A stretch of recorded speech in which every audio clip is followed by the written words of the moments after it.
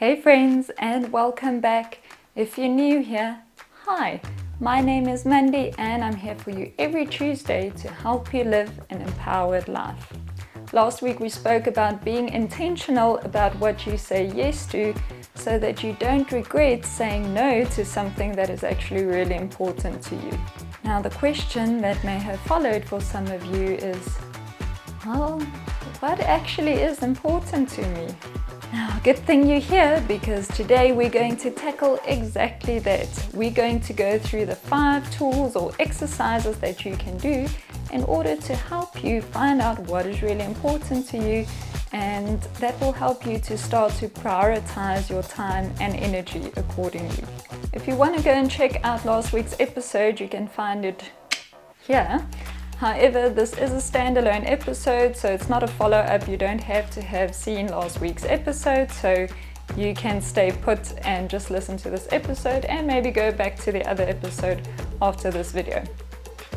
Or not. Your choice. Anyway, let me stop rambling and let's get into today's topic. Now first let me tell you, if you are in any way confused about what is important to you, what you are supposed to be focusing on, or what you actually have to do with your life, then, oh my word, I feel like I could write a book on that struggle. Now fortunately, having been there for a very long time, I have discovered some tools that will help you to lift the mental fog and find some clarity, or at least gain increased visibility. Now for all the following tools, you can either allow whatever resonates with you most just to run around in your mind and engage in some intentional thinking, or if you really want to go deep, you can even journal about it. I will be giving you a lot of questions that you can ask yourself and things to think about, so you can use it as you wish. Maybe just the thought of it already prompts an answer for you, and that's enough. You can obviously also save this video and come back to it later. But let's get into it. The first tool or exercise is the movie screen. Imagine you are sitting in a movie theater, nice and comfy, and what you are looking at is a recording of your life. Now don't worry, you're the only one who has access to this theater, so it's for your eyes only. You don't have to be uncomfortable or feel embarrassed. Now you look at yourself and watch yourself go through your day-to-day life, going about your own business. Now here are a few things you can ask yourself while you are watching yourself. When do you see yourself smile? When are you at your happiest? And what are you doing at that moment? When do you look relaxed? When are you really stressed? When are you really excited or stressed in a positive way? Where are you spending most of your time, and are you happy about that? Where would you like to spend more time? How's your interaction with the people around you? How do they see you? And again, are you happy about that? What would you like to see more of? And of course, what would you like to see less of? Now the big one. Would you be satisfied if this is still the same movie in 5 years' time? And if not, what would you want to be different? So often we just go through our day-to-day lives, but when we ask this question, how would it be if I was still living exactly the same life in exactly the same way in the next 6 months, in a year's time, in 2 years' time, 5 years, 10 years? When you project that into the future, oftentimes it will come up for you that it's either unbearable or you are quite content with it. And if it's unbearable or not perfect, then very quickly things will come out for you that you would want to change. And then you know what is important to focus on. Now I know, it's a lot, it's very deep, but these questions and considerations will really help you and give you information on what your true values really are. And once you know that, it empowers you to go and see where the actions you take on a daily basis aren't in alignment with what is truly valuable and important to you. that gives you the power to start shifting and changing that. The second thing to look at is, what do you admire most in others? What we admire in others, especially when it comes to personality traits and behaviors, is a very good reflection of what is really important to us. And oftentimes it shows us something that is already within us, but that we have repressed or denied. Now, we often think that what we admire in others is something that we can't have. That's why we admire it so much. But that's not true. Oftentimes, when we admire something in others, it is because we recognize it in ourselves. Otherwise, we won't be able to see it. So on some deep level, you already have it within you, and you just haven't started cultivating and developing it yet. So this is great news for you. When you recognize a character trait that you admire, it means it's within you, and you can start focusing on that and growing it. Now, this method is a very simple way of discovering what is really important to you. All you have to do is to look at people who are really dear to you, or people you really respect, and make a list of all the characteristics you truly admire in them. And then once you have that, you will know where to start and what to focus on. Just a tip here, the best and easiest way to start cultivating those traits within yourself is to surround yourself with those people. So either in real life, if you do have access to them, otherwise through reading their books, through watching their videos, maybe reading their blogs, going to a webinar or a seminar, anything you can do to surround yourself with those kinds of people or that person. Because remember, what you feed yourself and where you place yourself is what you become. The third thing you can ask yourself is, what do you spend your spare time on? Sometimes what is most important to us is such an integral part of us that we don't even see it. This is especially true if you're looking to find your purpose or to find what you want to do in life.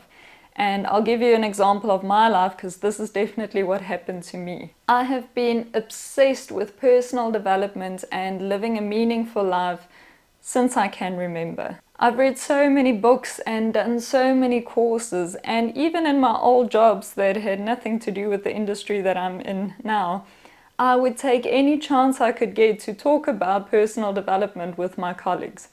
The irony of it all is, I was reading all of those books in an attempt to find my true purpose, never realizing that that was my purpose staring me straight in the face. I realized I love personal development, and that's where I want to spend all my time. The same thing with yoga. I became absolutely obsessed with it after the first time I was introduced to it. In every spare minute I had, I started to look up poses and read up on the philosophy of yoga, and I would never ever miss a yoga class. There were times where I was the only student who showed up to a class because there was this raging hailstorm outside, but I wouldn't miss it for anything. Eventually, my yoga teacher at the time, who is now a very dear friend of mine, said to me, "Mandy, just go do your teacher training." The rest is history. Both of these things are what I do full-time now, and I've never looked back. Now, obviously, you don't have to make a career out of everything, but looking at the things that you would do right now if you had no other responsibilities and if you had loads of energy are the things that light you up.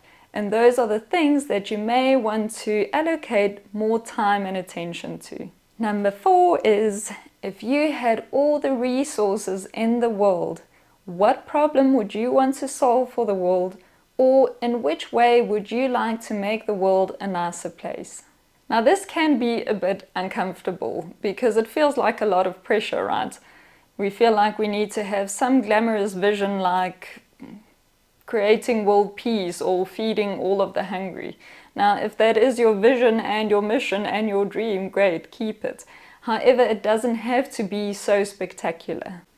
It can be something as simple as giving people a space where they can be exactly who they are without the fear of being judged. Or it could be making the world a little prettier through art. Or giving people something to smile about by making funny videos or telling jokes.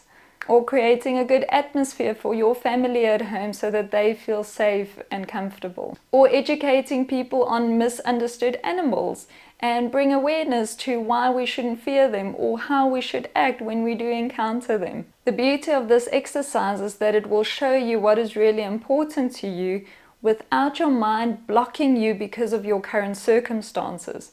You are not pretending like you're going to do it now. You are just imagining what you would do if you had all the time, all the money, and no fear of judgment.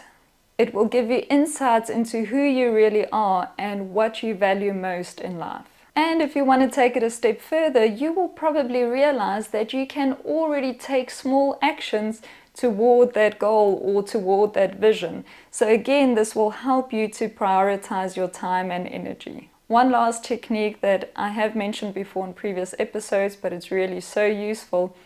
It's a lot like the movie screen exercise, but it just puts things into long-term perspective. And that is to imagine yourself on your deathbed looking back at your life. Now here you can ask yourself, what would I like to see? What was most important to me? What do I regret not having spent enough time on? What would I have done differently knowing what I know now? What would I like others to say about me and my life? And what is the legacy that I want to leave behind? There's so much power in this because you are basically bringing yourself into the mind of your older and wiser self. You are not looking from the space that you are in now, but from the bigger picture. And there's so much to learn from this perspective. Okay, my friends, so I know this was a loaded episode, and don't worry, there are bloopers coming up to hopefully lighten your mood a little bit. But I would encourage you to go through this. Maybe while you were listening, something popped up and was highlighted for you, and you can focus on that immediately. Or maybe it already put things in perspective for you. If you feel like you need to dig a little bit deeper, I highly recommend spending time on this. Because you don't want to be in the same movie in 5 years' time and wish you had started to make changes earlier. If you have gained any profound insights, please let me know in the comment section below. I would love to hear your story. If you enjoyed this video, give it a like. If you haven't yet, please subscribe. And most important of all, always remember to live an empowered life. I'll catch you in the next one. Last week we spoke about what you say yes. It's starting good. Starting good. Anyway,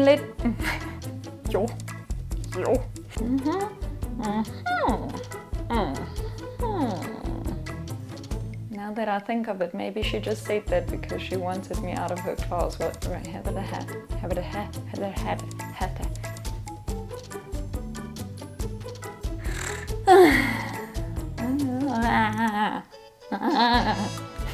If you got any empowering insights, let me If you got empowering insights, please don't let me know.